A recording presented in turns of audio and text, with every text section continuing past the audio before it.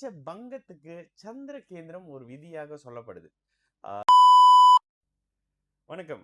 நான் உங்களுக்கு விக்கி ப்ரோஸ். நமக்கு என்கணி ஞானத்தையும் வேத ஜோதிட ஞானத்தையும் ஆன்மீக ஞானத்தை வழங்கிய அனைத்து குருமார்களுக்கும் நன்றி. என்னதே வேளையில் இது ஒரு ஜோதிட விளக்கு வீடியோ விருப்பம் உள்ளவர்கள் தொடர்ந்து பார்க்கலாம்.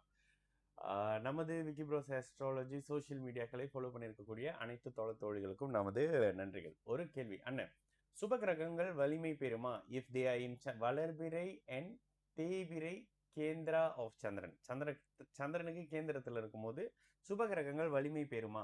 சந்திர கேந்திரம் பாப கிரகங்களுக்கு கூட ஒரு வகையில ஒரு நல்ல தன்மைன்னு சொல்லப்படுது. பட் அது இன்னும் ரிசர்ச்ல எனக்கு ஒரு திருப்தி வரணும் ஜாதகம் பார்க்கும்போது. ஓகேங்களா? இப்ப நேற்று லைவ்ல பாத்தீங்கன்னா ஏதோ ஒரு கேள்வி ஜிம்மை பத்தி ஒருத்தர் கேட்கிறாரு. என்னுடைய பர்சனல் எக்ஸ்பீரியன்ஸ்ல நான் ஜிம்முக்கு போயிட்டு இருந்த ஒரு ஆள் தான்.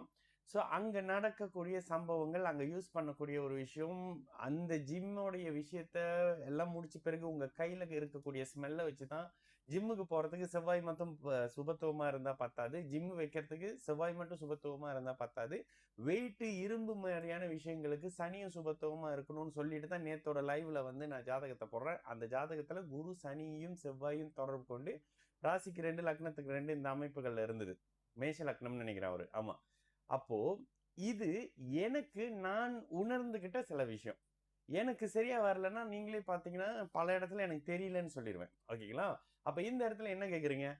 சுப கிரகங்கள் வளர்பிறை சந்திரனுக்கு கேந்திரத்தில் இருக்கும் பொழுதோ, தேய்பிறை சந்திரனுடைய கேந்திரத்தில் இருக்கும் பொழுதோ அது வந்து பலம் பெறுமா அப்படின்னு கேக்குறீங்க. நிச்சயமாக ஒளிக்கு கேந்திரத்தில் இருக்கும் பொழுது அது ஒரு வகையான பலம் தான். என்ன பலம்? சதுர்கேந்திரம் அப்படின்னு சொல்லப்படக்கூடிய ஒரு கிரகத்துக்கு 4 பாவகங்கள் இருக்கு. லக்னத்துக்கு 4 பாவகங்கள் இருக்கு.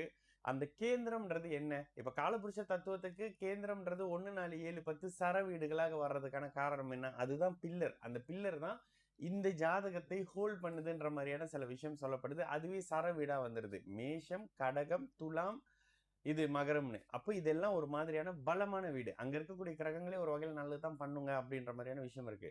இதுல சுபத்தன்மை கூடும் பொழுது அவர்கள் தன்னுடைய தசையில நன்மைகளை அதிகப்படுத்தியும் கெடுதல்களை குறைச்சிக்கிறாங்க அப்படின்ற மாதிரி வரும். ஓகே, உதாரணத்துக்கு ஒரு லக்னத்துக்குங்க கடுமையான அவயோகர். ஓகே, ஒரு லக்னத்துக்கு சனி வந்து கடுமையான அவயோகர். சிம்ம லக்னத்துக்கு, இந்த சிம்ம லக்னத்துக்கு சனி 3ல் மறைந்து உச்சமாகி கூடுதலாக குருவினுடைய சுக்கரனுடைய தொடர்புகள்ல வரும்பொழுது அவர் சனியின் துறையில மிகப்பெரிய உயரத்துல இருக்கவே செய்வார்.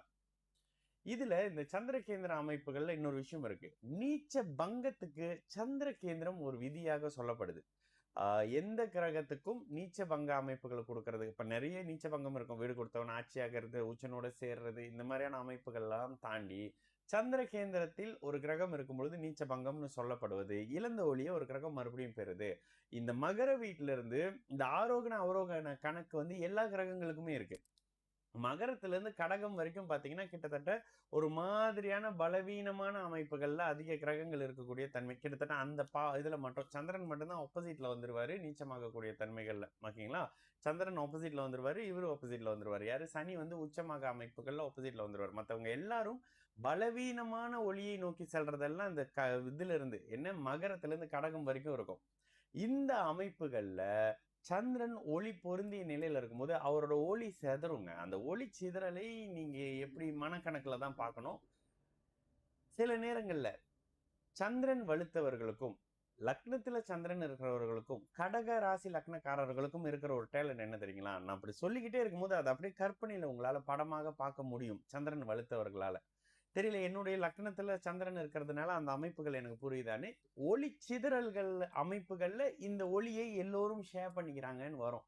பௌர்ணமி சந்திரனுக்கு அடுத்த நிகரான அமைப்பு பௌர்ணமிக்கு அடுத்த நாளோ, அதாவது சூரியன்ல இருந்து 6வது இடமோ 6வது இடமோ 5வது இடமோ இருக்கிற சந்திரனை விட சூரியனுக்கு 4 7 10ஆம் இடத்துல இருக்கக்கூடிய சந்திரன் மிகப்பெரிய அளவுல ஒளியை இது பண்ணுவாருன்ற மாதிரி விஷயம் இருக்கு. அப்போ எந்த இடத்துலயும் சுப கிரகங்கள், குறிப்பாக புதன் வந்து சந்திர கேந்திரத்துல இருக்கிறது, குரு சந்திர கேந்திரத்துல இருக்கிறது அவர்களுக்கு பலமீன்ற மாதிரியான விஷயம் வரும். இதனால அந்த கிரகத்தினுடைய காரகத்துவங்கள் அந்த தசையில கிடைக்கக்கூடிய தன்மைகள்ன்ற மாதிரி விஷயம். சரிங்களா பிரதர்? நான் உங்க விக்கி ப்ரோஸ். நல்லது நடக்கும், எல்லோரும் நல்லா இருக்கும். வணக்கம்.